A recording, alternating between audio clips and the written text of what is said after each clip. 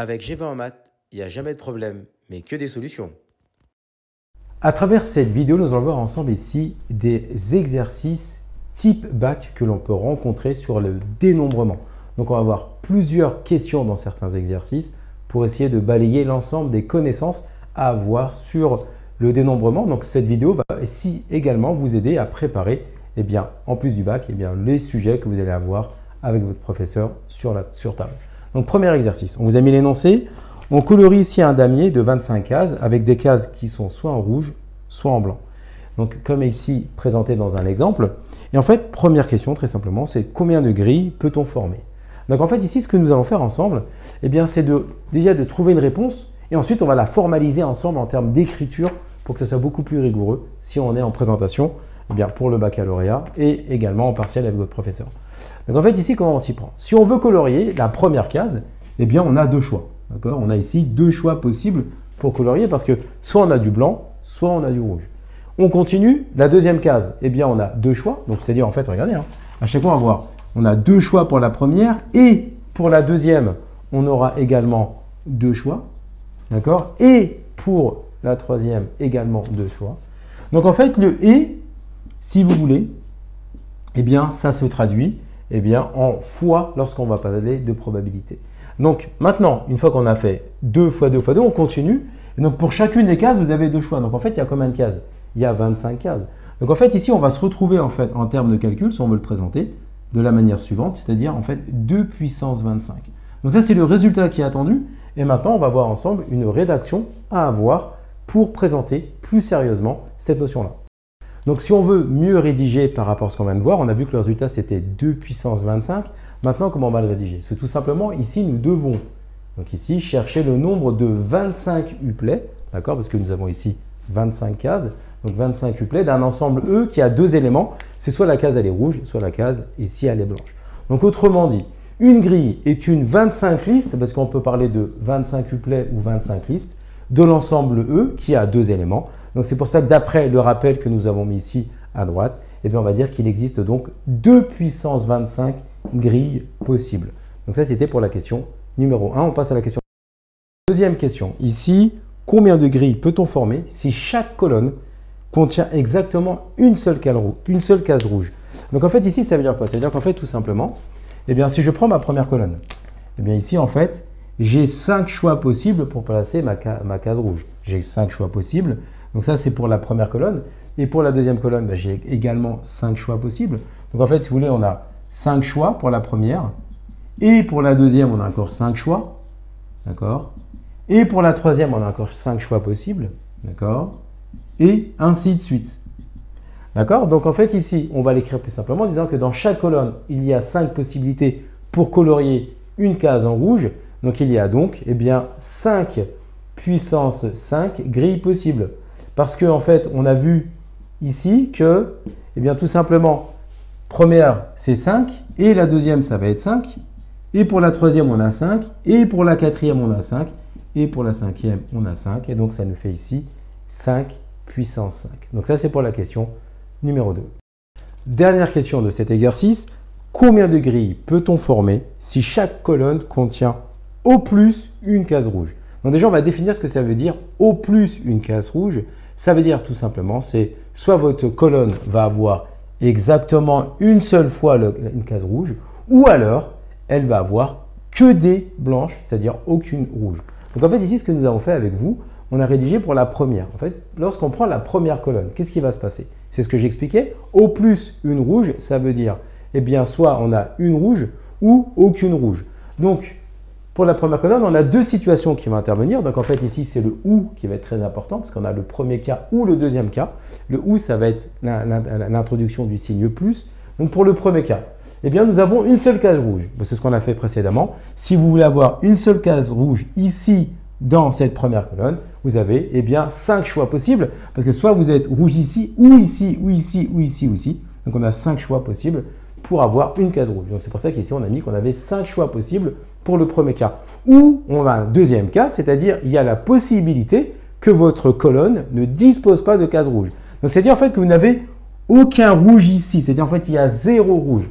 Autrement dit, on n'a que des blancs, c'est-à-dire en fait ici, c'est un blanc, donc on n'a qu'un seul choix. C'est encore un blanc, c'est blanc, c'est blanc, c'est blanc. Mais c'est que des, on a blanc, et on a blanc, et on a blanc, et on a blanc, et on a blanc. Et bien en fait, c'est-à-dire en fait qu'on n'a qu'une seule possibilité, on n'a qu'un seul choix possible pour avoir aucune case rouge, ou autrement dit, eh bien pouvoir dire que nous avons que des cases blanches. Et donc au final, pour la première colonne, qu'est-ce qui va se passer? On a le premier cas ou le deuxième cas. Ici, nous avions 5 choix, ou donc pour le premier cas, ou pour le deuxième cas, nous avons un seul choix possible. Eh bien, au final, pour la première colonne, il y a donc 6 choix possibles pour répondre à la question. Or, nous avons combien de colonnes? Nous avons 5 colonnes. Donc, on va reproduire le même schéma. Donc ici, on avait 6 choix possibles. Et ici, nous avons encore 6 choix possibles. Et nous avons encore ici 6 choix possibles. Et ici, 6 choix possibles. Et pour le dernier, 6 choix possibles. Nous avons 5 colonnes. Et bien, au final, il va y avoir 6 puissance 5 grilles possibles pour répondre à la question numéro 3. Dans ce deuxième exercice, nous allons avoir plusieurs petites questions qui vont essayer de globaliser l'ensemble des notions à connaître sur le dénombrement. Donc la première question ici, en fait, tout simplement, on se retrouve lors de la finale du 1500 mètres aux Jeux Olympiques et nous avons 12 athlètes sur le départ et la question qu'on se pose, c'est combien y a-t-il de classements possibles? Donc en fait ici, ce que nous allons faire ensemble, c'est de le voir à peu près en raisonnement logique, comment on va trouver la valeur et ensuite on va vous donner une rédaction à effectuer le jour J. Donc en fait ici, c'est la finale des JO. Donc en fait ici, on veut le classement final. On a 12 athlètes qui démarrent. Donc en fait pour la première place, ben, tout simplement, nous avons 12 choix possibles. D'accord. Et pour la deuxième place, on va avoir 11 choix possibles parce qu'en fait, on ne peut pas être premier et deuxième en même temps. D'accord. Et ensuite, pour la troisième place, on aura 10 choix. Alors bien entendu, on considère qu'il n'y a pas d'ex-aequo. D'accord? C'est pour ça qu'on est dans cette situation-là. Donc en fait, vous voyez, on a 12 choix et 11 choix et 10 choix et ainsi de suite. En fait, ici, après, ici, on aura 9 choix jusqu'à arriver en fait à la fin. Et bien tout simplement, pour le dernier, donc il n'y aura plus qu'une seule possibilité. Donc en fait, ici, qu'est-ce qu'on remarque? On remarque tout simplement que, eh bien, il s'agit du calcul 12 fois 11 fois 10 fois 9 fois 8 jusqu'à fois 1. Et donc, en fait, cette écriture-là, ça nous rappelle en fait le 12 factoriel. Et bien qu'ici, tout simplement, ce qu'on va appeler une permutation. Et donc, nous allons ici vous le rédiger de manière rigoureuse. Nous allons maintenant traduire ce que nous avons vu précédemment de manière beaucoup plus rigoureuse. Donc, en fait, ici, on va définir H, l'ensemble des 12 athlètes qui parcourent la finale du 1500 mètres au JO. L'ensemble H est composé de 12 éléments. Donc, on dit que cardinal de H est égal à 12. Et donc, en fait, cet exercice-là fait appel aux notions de permutation. Donc le nombre de permutations de H est alors égal à 12 factoriel. Donc 12 factoriel, c'est 1 fois 2 fois 3 jusqu'à fois 12. Et donc là, on va trouver un nombre qui est très très grand, 479 millions et 1600 classements possibles pour cette finale des JO. Dans cette deuxième question, on va garder le même énoncé, simplement la question qui va être sous-jacente, c'est eh bien, de déterminer le nombre de podiums que nous pouvons avoir lors de cette finale des JO des 1500 mètres. Donc en fait ici, comment on va s'y prendre? Ici, on va juste vous faire un petit raisonnement juste à l'écrit comme ça au brouillon et après on va vous faire la vraie rédaction standard pour l'exercice. Donc en fait ici, ils sont 12 au départ, on veut un podium, on considère qu'il n'y a pas d'ex-aequo. Donc ici, il y a forcément pour la première place ici, pour être le premier et pour être après le deuxième, il y a le deuxième et le troisième, donc ça c'est notre podium. Et bien pour la première place, il y a forcément 12 choix possibles. D'accord, on a 12 choix possibles. Et pour ici le deuxième, eh bien il y a 11 choix possibles parce qu'en fait le premier ne peut pas être également deuxième. Et le troisième qui va être ici, on n'aura que 10 choix possibles. Donc en fait le résultat que nous allons obtenir, c'est 12 fois 11 fois 10. Donc ça va donner 1320, ça c'est le résultat. Mais en fait ici, qu'est-ce qui se passe? On remarque en fait que tout simplement ce qu'on dit, on dit que ça c'est un 3 uplets, parce qu'il y a 3 éléments à placer, c'est 3 uplets distincts. D'accord, distincts ici tout simplement parce qu'on a expliqué que le premier ne pouvait pas être exactement et en même temps que le deuxième.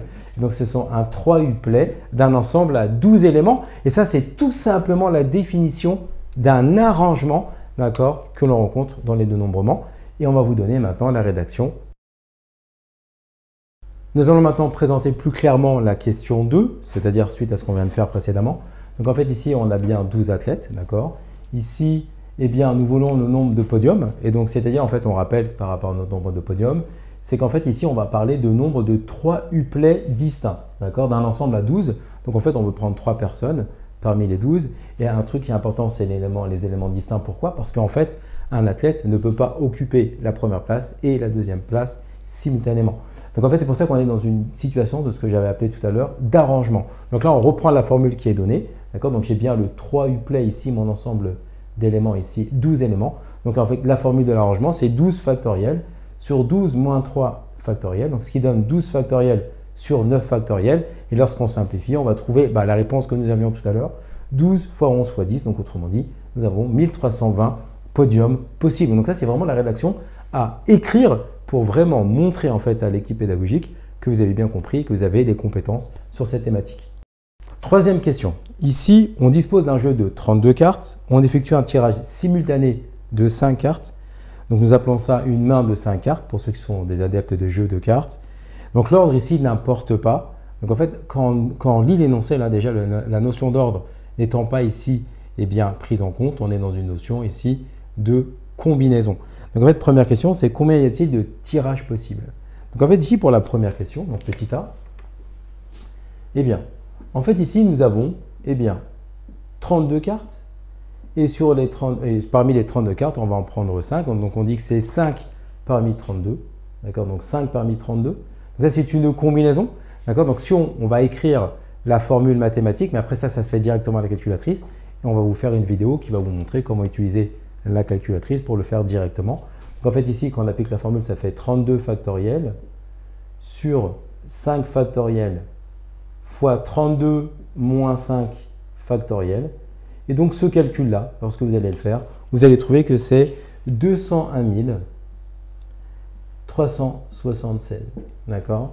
Donc en fait ici, il y a 201 376 mains donc de 5 cartes que l'on peut tirer dans un jeu de 32 cartes. Donc maintenant, ici, pour la question numéro 2, donc pour la petite b, ici, on va rappeler que dans un jeu de 32 cartes, vous avez 8 piques, d'accord? Vous avez 8 carreaux, vous avez 8 trèfles et vous avez 8 cœurs. D'accord? Et chaque famille, on a ici l'as, ensuite le roi, la dame, valet, le 10, le 9, le 8 et le 7. 1, 2, 3, 4, 5, 6, 7, 8. Donc nos 8 cartes. Donc ça, c'est pour chacune des familles. On veut tirer ici 4 as et un pique. Donc nous avons bien, 4 as et nous en voulons 4. Donc c'est 4 parmi 4, d'accord, pour tirer les 4 as. Et, d'accord, donc le et va être modélisé en fois. Et on veut tirer un pique. Et là, c'est attention, d'accord. N'oublions pas que dans nos 4 as, nous avons pris déjà l'as de pique. Ce qui veut dire en fait que nous n'avons plus 8 cartes qui vont nous rester à choisir la dernière carte parmi celles que l'on veut. Il va rester 7 cartes. Pourquoi? Parce qu'on ne va pas reprendre 2 fois l'as de pique parce que nous l'avons déjà pris ici. Donc là, nous avons nos 4 cartes qui sont les 4 as. Et on veut un pique, on va prendre un pique, mais pas l'as de pique parce que l'as de pique est déjà retenu dans les 4 as que nous avons pris. Donc ça va être 1 parmi 7. Donc en fait ici, le et, on rappelle que c'est forcément fois. Donc ici, tout simplement, on va se retrouver avec, ici, 4 parmi 4, on va trouver que c'est 1. Fois 1 parmi 7, ça va nous faire 7. On a 7 possibilités. Maintenant, dernière question. Pour la question C, quel est le nombre de tirages comportant que des noirs? D'accord? Donc en fait, ici, tout simplement, on rappelle que nous avons 8 piques et 8 trèfles. Donc nous avons 16 cartes. D'accord? Donc nous prenons 16 cartes. Donc, nous avons 16 cartes et nous allons prendre 5 cartes parmi celles-là. Donc c'est 5 parmi 16. Donc ici, on a la formule de la combinaison. Donc ici, directement, on va donner le résultat, c'est 4368. Donc en fait ici, ce qui va vous mettre, entre guillemets, la puce à l'oreille pour l'application des combinaisons, en fait, ce sont des tirages simultanés, d'accord, dans lesquels il n'y a pas d'ordre pris en compte. Donc c'est ce que nous avons ici dans cet exercice. Donc dernière question, ici on dispose d'une urne avec 12 boules et on va tirer successivement 3 boules. Donc on prend une première boule, on regarde sa couleur, on la remet dans l'urne, on retire une deuxième boule, on regarde sa couleur, on la met dans l'urne et la troisième, le même schéma. Et en fait ici la question qu'on va vous poser, c'est de déterminer le nombre de tirages, d'accord, on va dénombrer le nombre de tirages où il y a une boule de chaque couleur dans le tirage que nous souhaitons retenir. Donc en fait ici tout simplement, ça veut dire quoi? Ça veut dire que on veut une boule de chaque couleur. On va commencer par dire qu'il nous faut, parmi les 5 vertes, il nous faut une verte. Donc ça nous fait 1 parmi 5. Donc là le résultat c'est 5. Ensuite, on veut rouge. On veut une rouge parmi les 4. Donc 1 parmi 4, donc ici ça va donner 4. D'accord? Et enfin, nous voulons une blanche parmi les 3 blanches. Et donc ici, ça va nous donner 3. Donc nous pourrions avoir, par exemple, ici, vert, rouge, blanc. Ensuite, on peut avoir vert, blanc, rouge. Donc ça veut dire qu'on a commencé par le vert. Mais on peut commencer par le rouge. Donc rouge, ensuite, ça va nous faire vert, blanc, par exemple. Mais rouge, blanc, vert. Ou alors, on peut avoir ici, c'est les blancs. On va commencer par blanc. Donc blanc, ici, rouge et vert. Ou alors blanc, vert, rouge. Donc en fait, ici, vous voyez bien que nous avons 6 possibilités. En fait, ici, à quoi ça correspond ça? Donc on dit que c'est un 2 uplet, distinct, parce qu'en fait ici vous avez vu, il y a une notion d'ordre, distinct d'éléments, d'un ensemble à 3 éléments, que tout simplement en fait c'est par rapport à vos couleurs en fait ici, soit vert, rouge ou blanc. Et donc en fait ici ça vous rappelle quoi? Ça vous rappelle ce qu'on avait parlé de l'arrangement. D'accord, ici c'était notre arrangement tout simplement. Donc en fait ici le calcul, vous vous en souvenez, c'est 3 factoriel sur 3 moins 2 factoriel. Donc en fait il va rester 3 factoriel sur 1 factoriel. Et ça nous donne 1 fois 2 fois 3. Donc en fait ici on va trouver que c'est bien, le nombre de possibilités que nous avons trouvé, c'est-à-dire 6 possibilités. Et donc ici il va falloir ajouter les 6 possibilités, c'est par rapport au placement de nos couleurs en fait lorsque vous allez faire votre tirage. Et donc au final, le résultat, le nombre de tirages possibles, nous allons avoir ici 5 fois 4 fois 3 fois 6, donc égal. Donc ici on a 5 fois 4, 20. Ça nous fait 20 fois 3 fois 6. Donc ça va nous faire ici 60 fois 6. Et donc on va trouver ici tout simplement 360 possibilités pour ici avoir le nombre de tirages avec une couleur pour chaque boule. Comme tu as kiffé la vidéo et que tu veux des bonnes notes en maths, alors tu mets un pouce bleu, tu t'abonnes à notre chaîne, tu poses un commentaire, on y répond sans problème. Ensuite, on t'embarque avec nous sur g20enmaths.com. Des exercices corrigés, des détails de ouf avec ça. Plus d'excuses pour ne pas avoir de bonnes notes en maths. Et bien sûr, rendez-vous sur nos réseaux sociaux.